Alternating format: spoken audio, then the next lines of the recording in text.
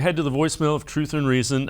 This one about the Cavs trade that sent Donovan Mitchell here. Yeah, hi, this is Rico. I'm just calling in about the Cavs trade of Spidey, Donovan Mitchell. You know, some fans, and especially Knicks fans, are trying to convince themselves that we got fleeced. And I don't see it that way.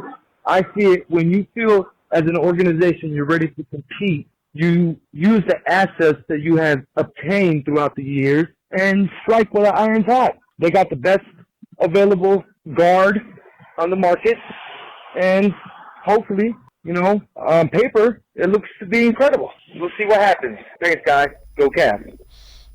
As always, appreciate all of them. Tom, I don't think they got fleeced at all. They probably went and got the best player on their team, and they got three really good ones. And this guy might be just a little bit better because he's further along in his career, and they're all young. Yeah, it was an all-in move, and I think the biggest thing about it, Dave, is that they didn't have to move any of the other pillars that they have, you know, in Garland, Allen, and Mobley to get him. You basically gave up Lauri Markkanen. I'm not discrediting Lauri at all. He had a really nice year for them last year, and he was a valuable piece because he changed the way, you know, they could run their offense and spread the floor and do some other things. A terrific player and a really good kid. And I'll be honest with you, I was really interested to see how Colin Sexton could potentially fit in with this group, and we just won't see that. So, yeah, I'm with you, Dave. I mean, it was kind of an all-in move. I don't think it necessarily puts them amongst the top four teams in the Eastern Conference. I think there's still, you know, an awful lot of talented players and teams that have another notch above them. That's not to say that the Cavs can't move themselves into that conversation, but they're not there yet.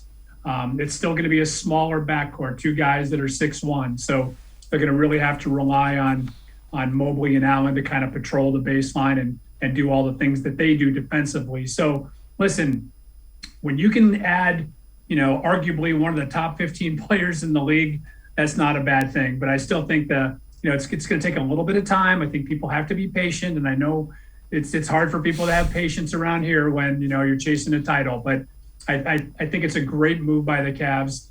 You know, on Friday afternoon, I was stunned because we had been told by people in New York that the deal was basically just about done with the Knicks. And sure enough, about 2 hours before the first pitch of the Guardians game, I was in scramble mode. So it was good to be busy like that because everybody will kind of remember where they were when Donovan Mitchell landed with the Cavs, right?